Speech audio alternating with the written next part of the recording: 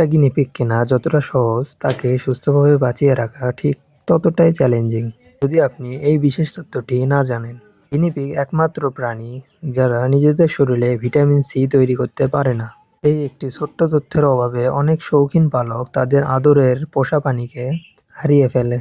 আজকের ভিডিওতে আমরা জানব গিনিপিগ পালার 5টি নিয়ম, যা আপনাকে একজন প্রো পেট প্যারেন্ট বানিয়ে দেবে। অনেকে মনে করেন গিনিপিগ হ্যামস্টারের মতো ছোট খাঁচায় থাকতে পারে, কিন্তু এটি একটি বড় ভুল ধারণা। এরা আকারে ছোট হলেও এদের প্রচুর দৌড়াদৌড়ি করার জায়গা প্রয়োজন। এদের জন্য চওড়া খাঁচা বেছে নিন, কারণ এরা বিড়ালের মতো উঁচু লাফাতে পারে না, কিন্তু মেঝেতে দৌড়াতে ওস্তাদ। খাঁচার নিচে কখনোই তারের নেট দেবেন না, শক্ত মেঝে রাখবেন না, এতে এদের নরম পায়ের তালুতে ক্ষত হতে পারে। সবসময় নরম কাপড় বা পেপার ব্যবহার করুন, যাতে এরা আরাম পায়। এবার আসি সবচেয়ে গুরুত্বপূর্ণ পার্টে। গিনিপিগের ডায়েট চার্টটি মাথায় রাখুন। এদের খাবারের 80% হতে হবে ঘাস এবং লতাপাতা।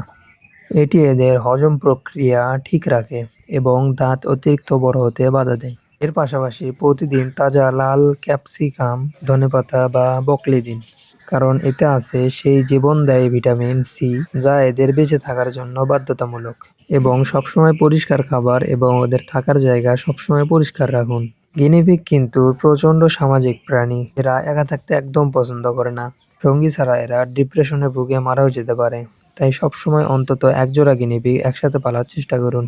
আর আপনি যখন দেখবেন আপনার গিনিপিগ হুটহাট করে লাফ দিচ্ছে, তখন ভয় পাবেন না, কারণ গিনিপিগ যখন খুশি থাকে তখন এরা হুটহাট করে লাফ দেয়। গিনিপিগ খুব পরিষ্কার পরিচ্ছন্ন থাকতে পছন্দ করে।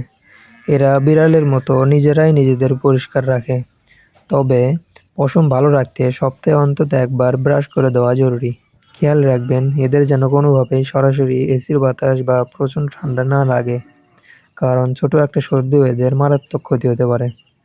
গিনিপিগ শুধু ছোট্ট একটি প্রাণী, কিন্তু আপনি যদি সঠিক যত্ন দেন, ওরা 5 থেকে 8 বছর পর্যন্ত আপনার সাথে বাঁচতে পারে। দেখা হবে পরের ভিডিওতে। ততক্ষণ পর্যন্ত সবাই ভালো থাকবেন, সুস্থ থাকবেন, আমার ছোট্ট খামারের জন্য দোয়া করবেন। আল্লাহ হাফেজ।